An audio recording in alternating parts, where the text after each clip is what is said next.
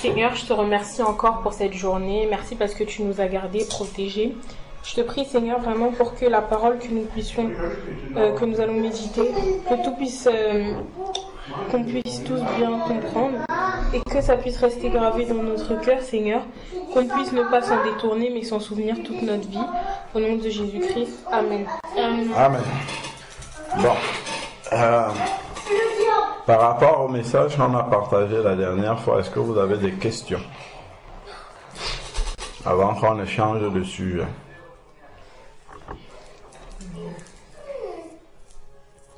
Vous avez compris que les relations entre garçons et filles ne sont autorisées par le Seigneur que dans le cadre du mariage. Parce que seule la relation entre Christ et l'Église permet d'avoir le salut. On avait fait un parallèle immédiat entre les deux. Ok, dans toute autre forme de relation entre garçons et filles, c'est comme si quelqu'un qui ne connaît pas Dieu pouvait quand même venir de temps en temps à Jésus-Christ et avoir le salut. Ok? Bon, aujourd'hui, on va parler d'un autre sujet. Si je prends une clémentine, d'accord? Une clémentine qui a commencé à s'abîmer, ok? Elle a commencé à pourrir, je la prends, je la mets dans un panier ou dans une corbeille où il y a d'autres clémentines qui sont en bon état. D'accord? Je prends une clémentine qui est en train de pourrir, je la mets au milieu dans une corbeille de clémentine en bon état. Que va-t-il se passer après quelques jours? Les autres clémentines en bon état vont elles aussi commencer à pourrir. C'est quand même surprenant. C'est très très surprenant. Pourquoi c'est surprenant? Parce que c'est toute une corbeille de fruits en bon état, mais une seule clémentine qui est en mauvais état, en état de putréfaction, en train de pourrir, on met ça dedans et ça commence à contaminer les autres. Ça contamine le plus grand nombre, alors que la clémentine en mauvais état est en grande infériorité numérique. Vous ne trouvez pas ça un peu... C'est pas très logique. Qu'est-ce que ça signifie?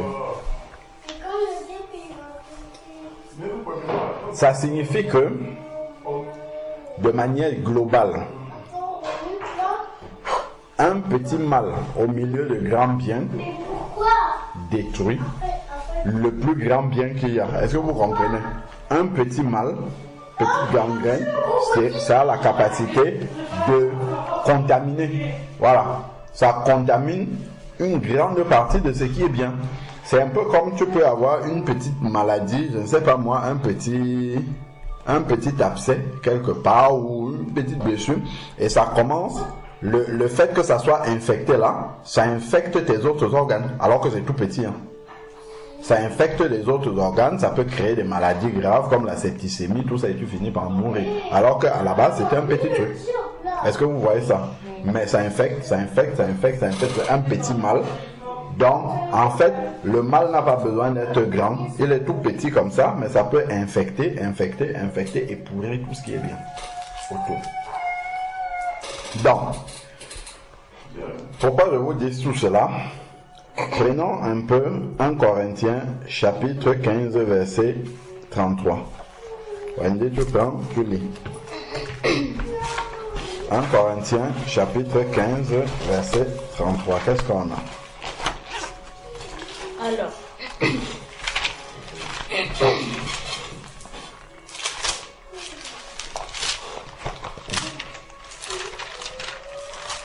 1 Corinthiens chapitre 15 verset 33.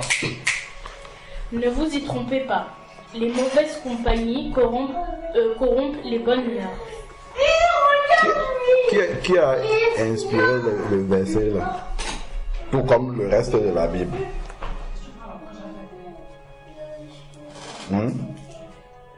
C'est le même verset que dans Proverbe Psaume 1. Oui, je veux dire, qui a inspiré ce verset-là? Comme qui a inspiré la Bible?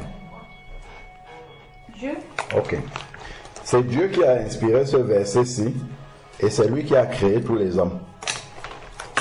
Donc, il est le mieux placé à savoir comment peuvent marcher. On avait vu ça dans le sujet de la prière, demander au Créateur.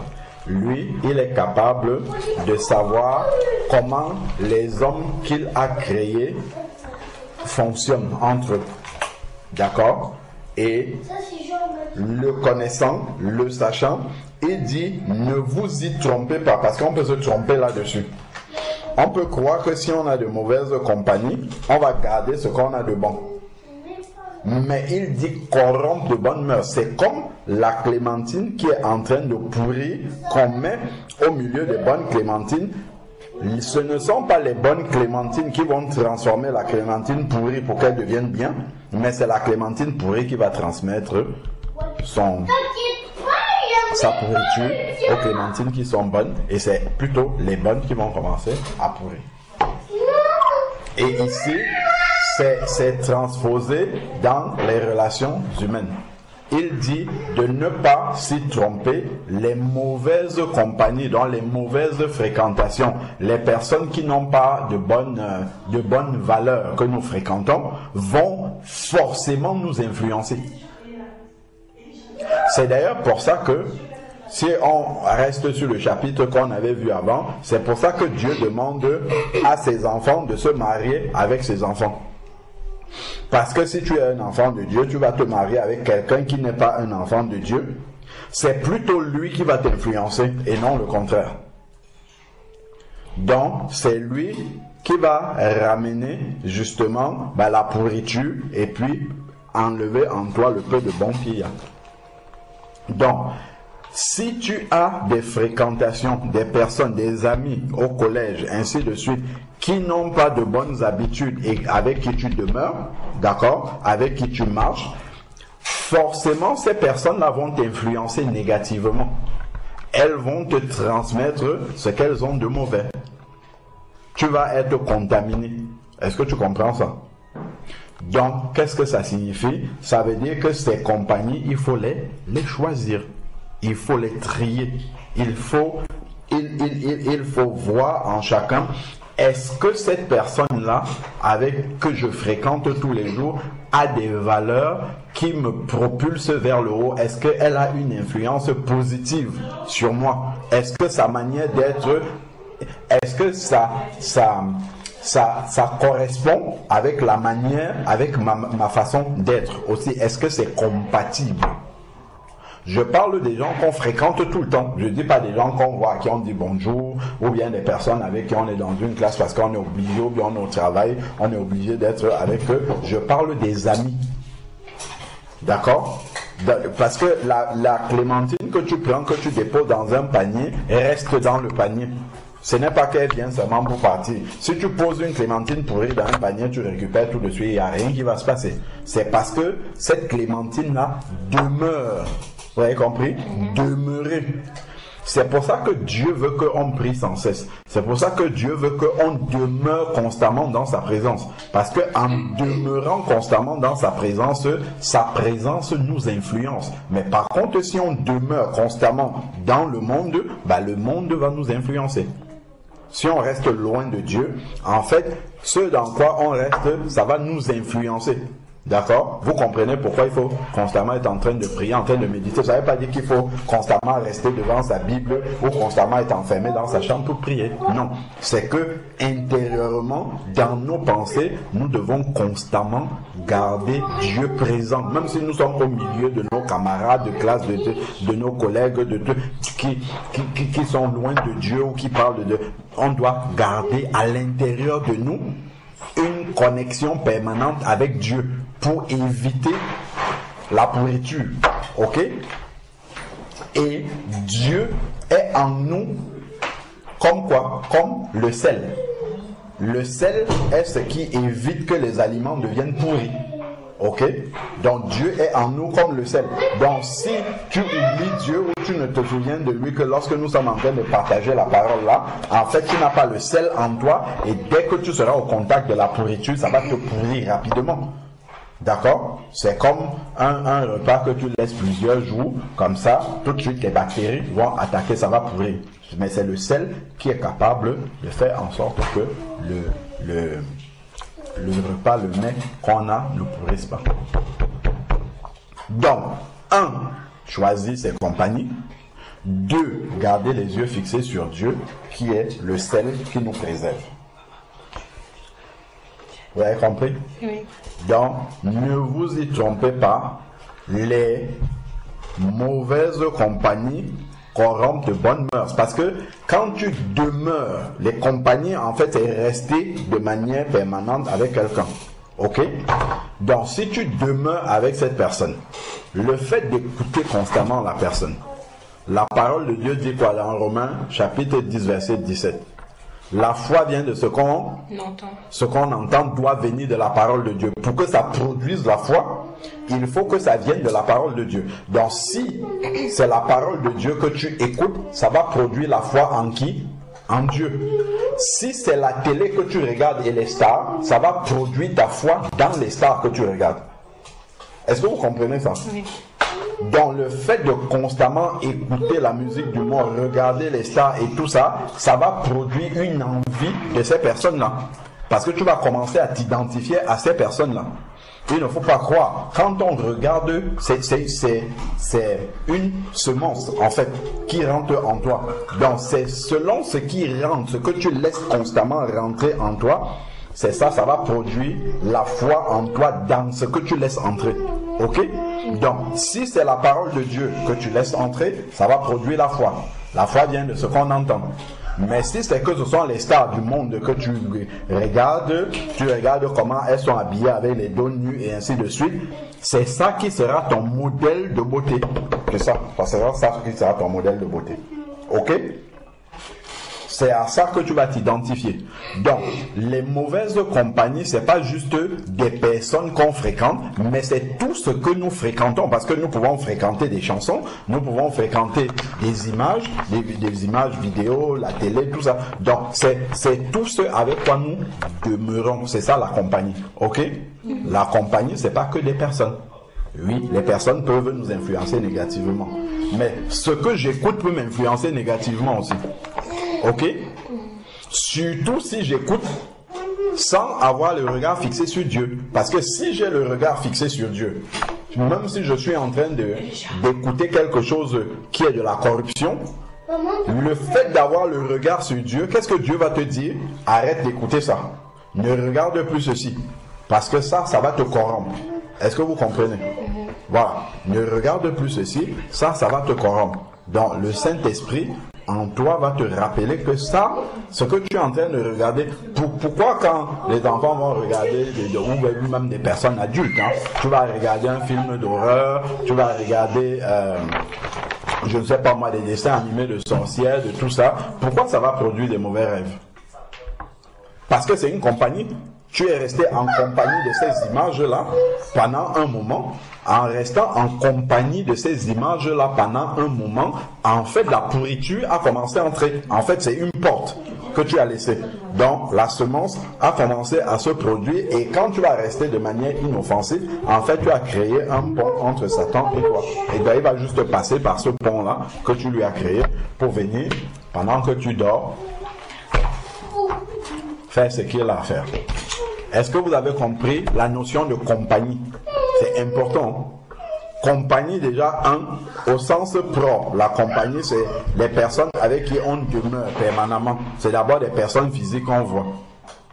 Je vous ai donné l'exemple pourquoi Dieu dit que on ne doit pas. Ses enfants doivent épouser ses enfants également pour ne pas recevoir les mauvaises semences. C'est comme si tu prenais une tomate pourrie, tu mets dans un panier d'autres tomates. Au bout d'un moment, puisque celui que tu épouses, c'est celui avec qui tu vas demeurer, ou celle que tu épouses, tu vas demeurer avec la personne constamment. Imagine, toi, tu es en train de prier tout le temps, télé, il est en train d'écouter la musique du monde, il est en train de regarder des choses bizarres à la télé, ainsi de suite. Au bout d'un moment, ça va te corrompre aussi. Surtout si tu es faible dans la foi, si tu ne nourris pas, tu ne te remplis pas de sel. D'accord? Le sel qui est la parole de Dieu, la présence de Dieu, la louange de Dieu, tout ça, c'est tout ça qui va te garder de la pourriture qui essaye de t'attaquer. Ok? Parce que dans tous les cas, en fait, on avait vu que le monde est sous la domination du diable. Vous vous rappelez? 1 Jean chapitre 5 verset 19. Le monde est sous la domination du diable. Donc nous sommes dans le monde. Ok? Mais c'est à cause de la parole de Dieu et du sel que nous sommes protégés. D'accord? De la pourriture du monde dans lequel nous sommes. Parce que le monde est souillé. Dès que quelqu'un commence à s'éloigner un peu de la parole de Dieu, c'est pour ça qu'il faut méditer tous les jours.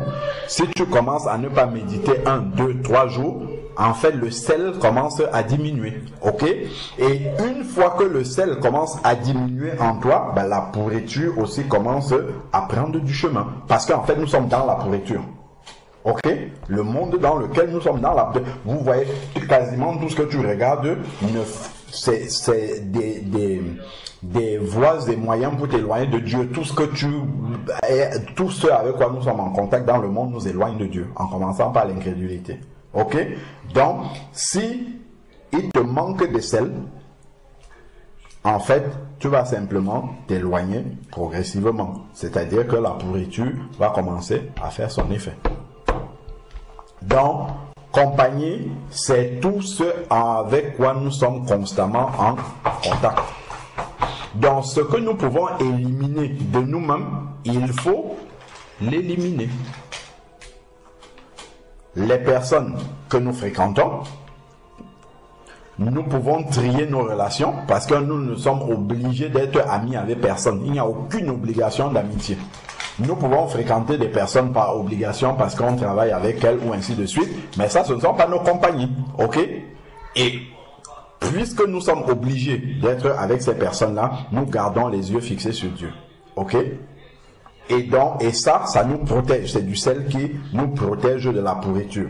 Mais maintenant, les personnes qu'on va fréquenter au quotidien, il nous appartient de trier ces compagnies-là, d'accord? D'examiner, est-ce que je peux me rapprocher de telle personne demain? Ça ne veut pas dire qu'il faut fuir les gens. Il y a des gens, on côtoie tout le monde. Il faut côtoyer tout le monde pour avoir une bonne influence sur les personnes, parce que nous devons influencer positivement les personnes, d'accord? Mais pour demeurer avec quelqu'un, c'est-à-dire que cette personne-là soit ton ami intime avec qui tu es tout le temps, il faut trier.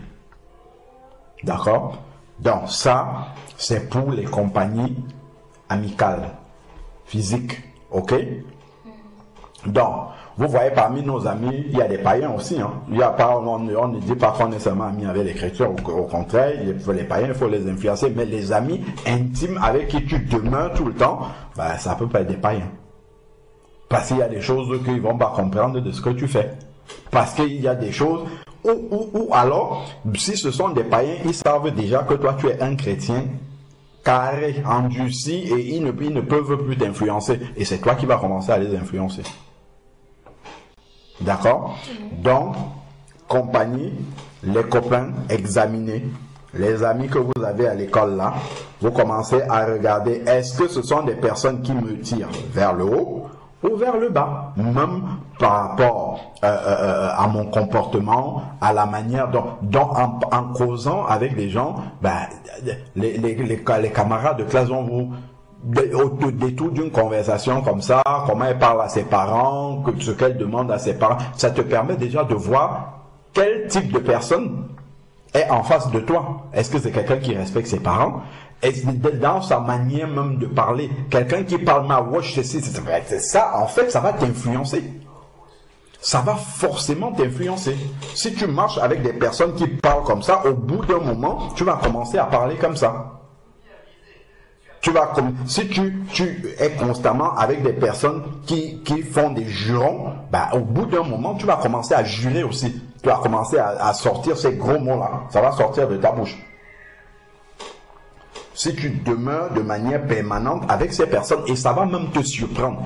Pourquoi ça va te surprendre? Parce que toi, tu sais que c'est pas quelque chose qui est en toi. C'est pas quelque chose qui vient de toi. Mais la mauvaise semence, la manière dont la clémentine pourrie commence à affecter, à infecter les autres clémentines ne se rendent pas compte parce que c'est une infection qui est petite. Ça commence tout doucement à l'intérieur. Ça commence à l'intérieur de la clémentine qui est en bon état, avant de commencer à se voir à l'extérieur. D'accord? Donc elle ne s'en rend pas compte parce que nous on voit seulement les extérieurs. Ok? Nous-mêmes on ne se rend pas compte souvent, mais quand on commence à se rendre compte que le reste de clémentine ou de tomate, tout ça en train de pourrir, en fait c'est que c'était à pourrir à l'intérieur. Généralement quand tu ouvres une tomate pourrie, tu vois que l'intérieur c'est même pas la peine. Quand l'extérieur est déjà attaqué, ça veut dire que l'intérieur était déjà gâté depuis longtemps. D'accord? Donc, toi, tu marches avec des personnes, merde, excusez-moi de prononcer des mots qui ne sortent jamais de ma bouche comme ça. C'est juste pour vous dire que, en fait, tu ne vas pas te rendre compte que le fait d'être avec ces personnes-là, ces mots-là ont commencé à s'introduire en toi. Et un jour, tu ne seras même plus avec eux.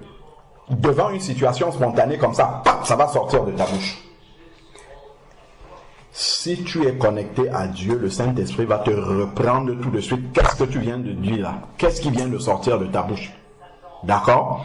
Et là, tu vas te corriger et commencer, si tu fais une analyse, tu vas commencer à comprendre que le fait d'être resté avec ces personnes-là, ton oreille s'est habituée.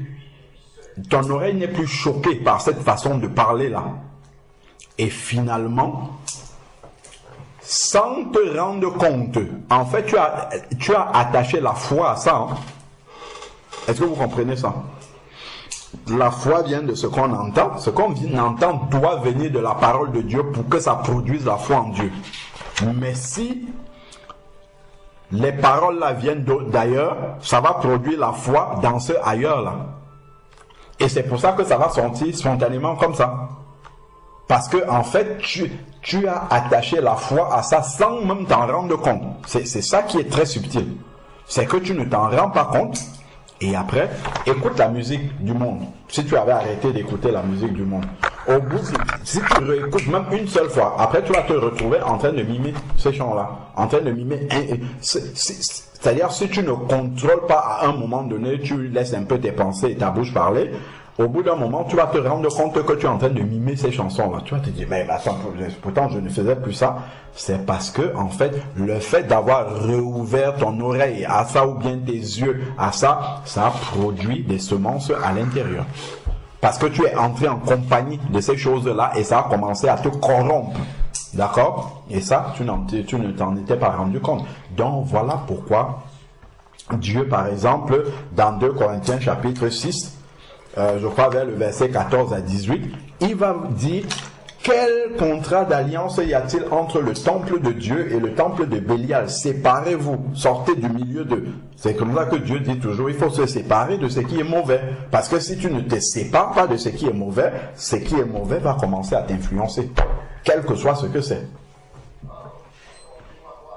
Est-ce que vous avez compris la notion de compagnie? Être en compagnie de quelque chose. Ok, c'est demeurer constamment avec cette chose-là et ça va forcément nous influencer. Si nous demeurons constamment avec Dieu, Dieu va nous influencer dans tout ce que nous faisons. Ok? Oui. Si nous demeurons avec lui dans la pensée, dans la prière, dans ainsi de suite, il va forcément nous influencer. Si nous sommes loin de lui aussi, ce n'est pas à lui que nous allons penser aussi. Dès que nous avons une situation, c'est pas à lui d'abord que nous allons penser. Nous allons penser d'abord à ceux avec quoi nous avons l'habitude d'être de façon permanente et constante. Ok? La notion de compagnie qui peut corrompre de bonnes mœurs.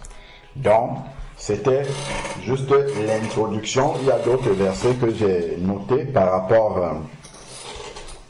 à ça. On va prendre un deuxième verset. Et Dieu dit, ne vous y trompez pas. Pourquoi? Parce que Dieu, il dit ça, il connaît bien le cœur de l'être humain. L'être humain va toujours dire, non, moi je suis bien, c'est moi qui vais les influencer. Il suffit juste de se rendre compte, parce que Dieu dit souvent, il y a un verset qui dit que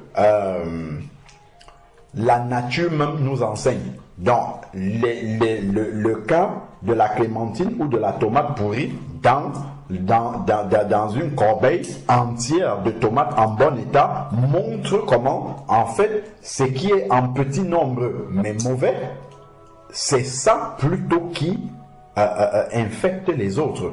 Et jamais les tomates ou bien les oranges ou bien les clémentines en bon état ne vont faire retrouver le bon état à la clémentine ou la tomate qui était en train de pourrir. Jamais. Vous voyez? Et ça nous enseigne. Ça nous enseigne une vérité clé. Est-ce que vous avez compris? Voilà. Donc,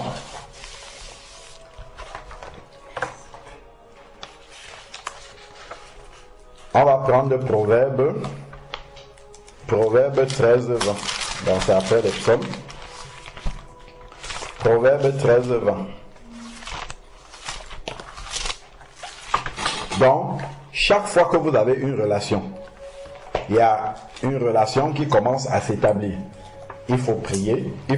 Si je ne parle pas des gens que vous voyez rapidement, avec qui vous discutez rapidement. Je parle des amis, des personnes avec qui vous êtes amenés à être souvent, que ce soit à l'école, que ce soit n'importe où, des amis. Il faut commencer à s'interroger. Cette personne-là que j'ai commencé à fréquenter, quel type d'influence elle va avoir dans ma vie? Est-ce qu'elle va avoir une influence positive?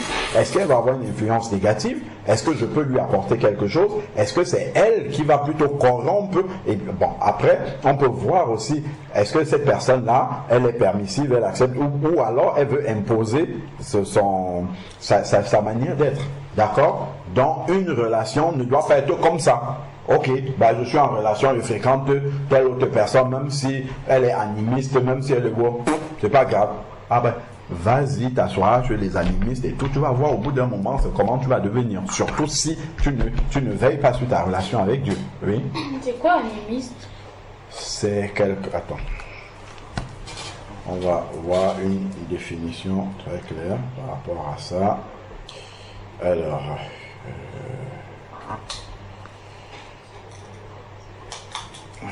qu'est-ce que...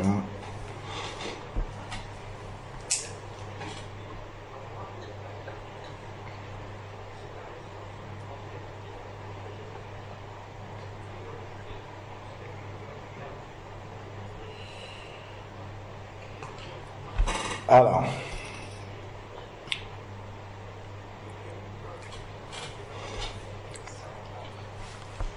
Dans une personne animiste, c'est quelqu'un qui adhère à l'animisme, une croyance selon laquelle des esprits ou des âmes résident non seulement dans des êtres humains, mais aussi dans des objets et tout ça.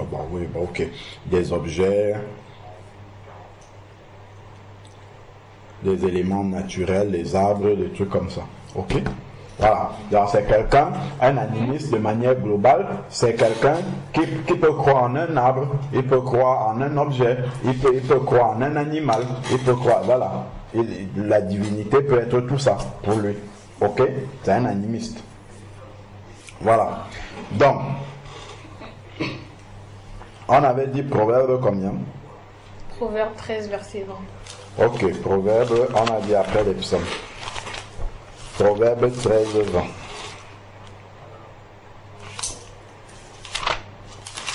Ok, là tu vas dire.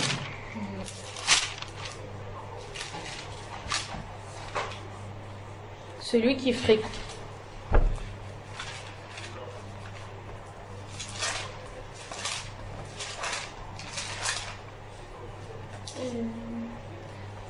Celui qui fréquente les sages devient sage, mais celui qui se plaît avec les insensés s'en trouve mal. Vous avez compris? Celui qui marche avec les sages, en fait, il demeure avec les sages. Qu'est-ce que ça fait, ça produit? Ça fait que constamment, il entend la sagesse. Et ça produit des choses en lui. Ça le conduit à devenir sage aussi. Parce qu'il entend constamment la sagesse. Ok? Ben, évidemment, le contraire de ça, c'est que celui qui fréquente les insensés, qui disent des choses insensées, s'en trouve mal. En fait, il devient insensé lui aussi. Parce que ça l'influence aussi, dans le mauvais sens, plutôt. Ok? Donc, les compagnies, nous ne devons pas les laisser de façon hasardeuse. Et quand je dis compagnie, j'extrapole. Il n'y a pas que les compagnies humaines. Compagnie, je répète bien, c'est tout ce avec quoi on demeure de façon permanente. Ok? Voilà. C'est ça qui est une compagnie. On peut prendre Proverbe 14, 7, juste après. Proverbe chapitre 14, verset 7.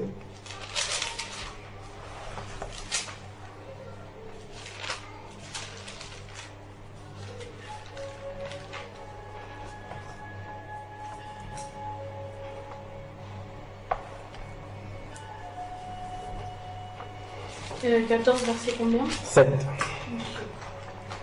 Proverbe 14, 7.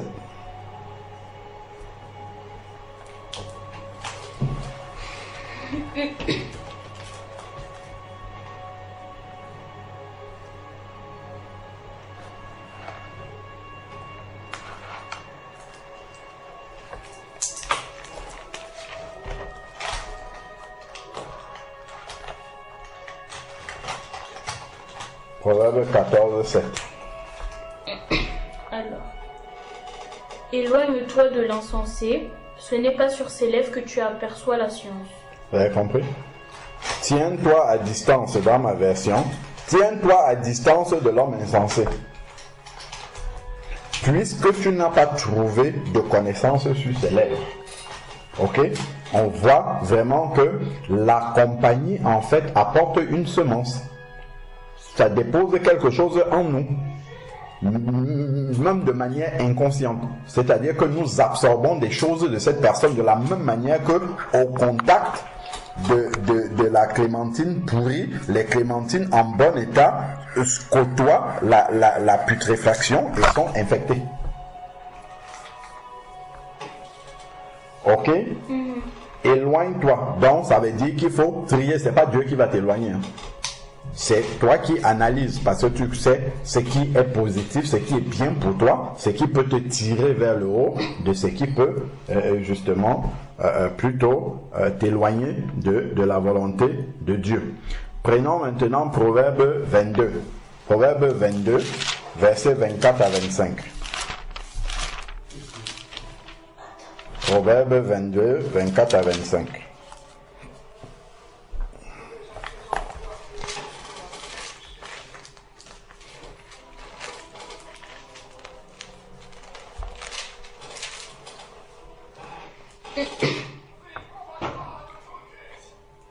Ne fréquente pas l'homme colère. Ne va pas avec l'homme. L'homme, comment? L'homme colère. L'homme de colère. Bah, chez moi ici, c'est ne fréquente pas quelqu'un de coléreux. Ici, c'est l'homme colère. Oui, j'ai vu ça aussi dans une autre version, mais en traduction plus simple à comprendre, c'est ne fréquente pas quelqu'un de coléreux. Ne va pas avec l'homme violent, de peur que tu ne t'habitues à ses sentiers. Vous l'avez compris? Est-ce que vous avez compris? Je l'ai dit ici, c'est même écrit dans la Bible. J'ai dit en fait parce que quand je parlais des jurons, j'ai dit parce que tu vas t'habituer en fait à écouter ça, ça ne va plus te choquer et finalement ça va aussi entrer en toi et ça va commencer à sortir. Ok? Voilà.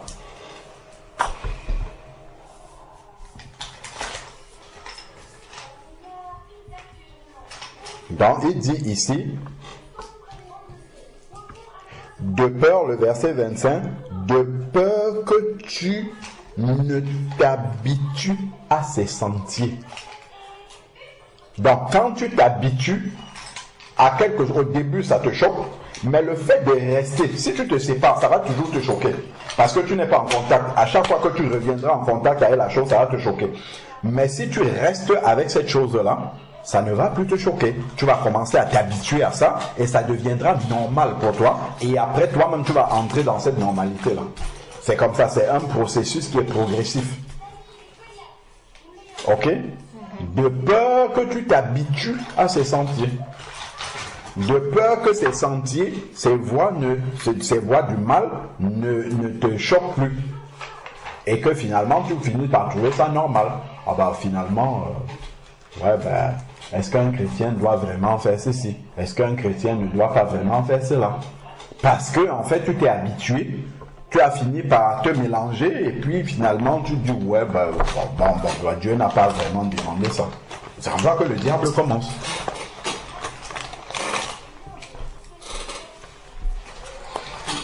Alors, oui. Donc, de peur que tu ne t'habitues à ces sentiers et que tu n'y trouves un piège pour ta vie. Vous avez vu ça? Tu n'y trouves un piège pour ta vie. Tu vas commencer à t'habituer et ça va t'entraîner. Et c'est comme ça que le diable procède. Il va utiliser quelqu'un sur qui il a de l'influence pour te détourner progressivement. On a vu ça avec Salomon. Salomon qui avait une grande sagesse, il a épousé les femmes étrangères, une égyptienne, la fille du pharaon, il a épousé les sidoniennes, Salomon qui a écrit une partie des psaumes, les proverbes, cantiques des cantiques, ainsi de suite, s'est retrouvé en train de construire des temples à des Baals et des Astartés. Et à les adorer, et même offrir des encens. Est-ce qu'on peut imaginer que Salomon peut faire une chose pareille? Non, c'est parce que il est allé épouser l'interdit. Il est allé épouser l'interdit. Dieu avait dit non, n'allez pas épouser des femmes étrangères. Il a épousé. Si on regarde dans Genèse chapitre 2, l'autre aussi, dans Genèse 19, il est allé habiter où? Il était avec Abraham, tout se passait bien. Et après, quand leurs troupeaux ont commencé à devenir nombreux, Abraham lui a demandé de choisir. Lui, il a choisi d'aller habiter où? Sodome et Gomorrhe. À Sodome et Gomorrhe, où les gens étaient pervers. Et qu'est-ce qui lui est arrivé? Vous avez vu? Et ça c'est à l'entrée de la ville. Et après, de ce qui est arrivé, il est arrivé. Il faut lire la Bible. Ah, qu'après. Lire l'histoire de l'autre, oui.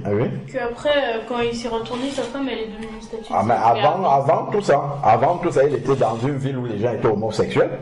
Sodome et Gomorrhe, c'est les premiers, les ancêtres des homosexuels et des lesbiennes et tout ce que tu veux. Il habitait là-bas. Il a même donné pour époux, il a donné ses filles comme épouse à des personnes de Sodome. Pourtant, normalement, il ne devait pas se mélanger. Et justement, quand Dieu a décidé de détruire cette ville-là à cause du péché de l'homosexualité, Dieu a parlé à Abraham. Abraham, qui était son nom, a intercédé pour lui et tous les anges sont arrivés là-bas. Et Lot les a reçus chez lui et les anges lui ont dit, nous sommes venus pour détruire la ville. Est-ce que tu as des personnes dans la ville? Il est parti parler au mari de ces deux femmes, de ces deux filles. Ils ont cru qu'il était en train de plaisanter. Donc il est sorti de la ville par force. Les anges l'ont fait sortir par force de la ville. La ville a été détruite avec ces deux filles. Première chose, ces deux filles ont été détruites. Sa femme sortie, l'ange a dit ne regardez pas derrière, elle a regardé statue de sel. Et ça, c'est pourquoi? Parce qu'elle a quitté Dieu des yeux. Parce qu'elle était tellement influencée par Sodome, elle a laissé ses enfants là-bas. Ces deux filles, donc elle se retourne pour regarder, pétrifiée, statue de sel, qui existe encore jusqu'aujourd'hui. Dans lui-même, il a fui comme ça, il est parti. Qu'est-ce qui s'est passé? Il est allé dans la montagne là-bas, et avec ses deux filles, parce qu'il avait deux filles qui n'étaient pas mariées, deux filles vierges qui vivaient encore avec lui. Il est parti, resté sur une montagne là-bas. La grande fille dit à la petite sœur, si nous restons ici seulement avec notre père, on n'aura pas de descendance, on n'aura pas d'enfants.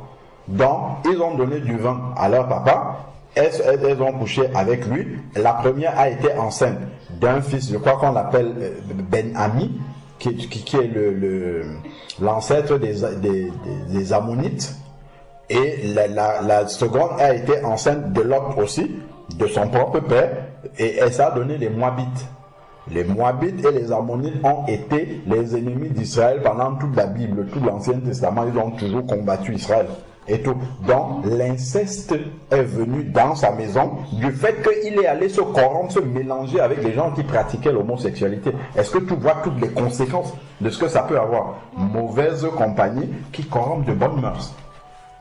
Vous voyez toutes les conséquences qu'il y a là derrière. Donc quand Dieu dit il ne faut pas se mélanger, il faut accepter, c'est pour ça il dit ne vous y trompez pas. Donc on ne peut pas venir avec la sagesse humaine, non, c'est moi plutôt qui vais les amener du bon côté ou bien sur le bon chemin, ou bien non, c'est pas grave, ils ne vont pas m'influencer. Non, pas du tout. Dieu dit il faut trancher, il faut couper. Donc, ça ne veut pas dire qu'on ne doit pas côtoyer les gens. C'est pas ce que je dis. Je parle de demeurer, rester constamment avec ces personnes-là. Les gens avec lesquels on reste constamment, on doit les trier. Les personnes, les choses, les images, ce qu'on écoute. D'accord? Ça doit être trié. Donc, on a vu parce qu'on va s'habituer et ainsi de suite. Et je vous ai donné le cas de Lot. Est-ce que vous avez des questions par rapport à ce que vous avez entendu et quel sujet de prière cela vous suggère-t-il?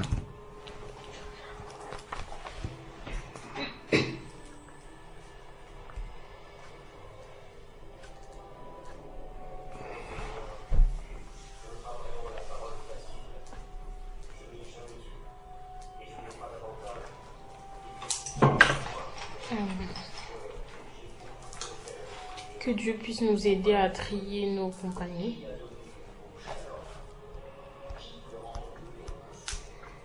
Le sel.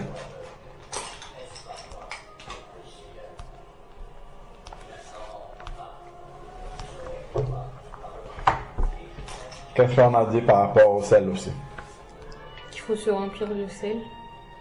Voilà. Donc, en fait, l'autre sujet aussi, c'est que nous ne quittons jamais le Seigneur des yeux. Parce que de toute manière, même si on trie les amis, tout ça, ça diminue. En fait, les points de contact avec la pourriture du monde dans lequel nous sommes. Mais par contre, nous demeurons toujours dans le monde. Et donc, il faut garder les yeux constamment sur Dieu pour être rempli de sel, afin que la pourriture ne puisse pas nous infecter. Ok? Parce que tu peux te garder, même tu lèves les yeux comme ça, tu regardes une publicité sur le bus, ou bien une grande image qui est affichée, et puis ce sont des insanités qui sont là, et forcément, si tu ne veilles pas, tu ne gardes pas les yeux fixés sur le Seigneur, ça produit déjà une mauvaise semence en toi. Ok? Voilà.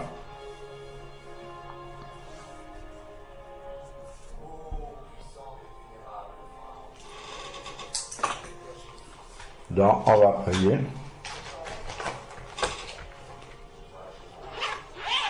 Le premier sujet que le Seigneur nous aide à trier nos compagnies de manière générale, pas que des personnes, mais tous ceux avec quoi nous demeurons de manière permanente, et que aussi le Seigneur nous aide à garder nos yeux constamment fixés sur lui. Ok? Voilà déjà 2 sujets de prière. Donc, Wendy, tu vas prier. Seigneur, je te remercie pour la parole que nous venons de partager, afin qu'elle puisse rester gravée dans notre cœur.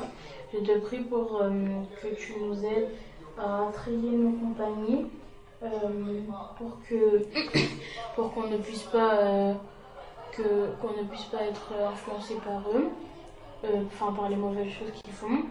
Et je te prie aussi pour que tu nous aides à avoir les yeux constamment fixés sur toi. Pour qu'on ne puisse pas se détourner de ta voie et de ton chemin. Amen. Au nom de Jésus-Christ. Amen. Amen. Amen.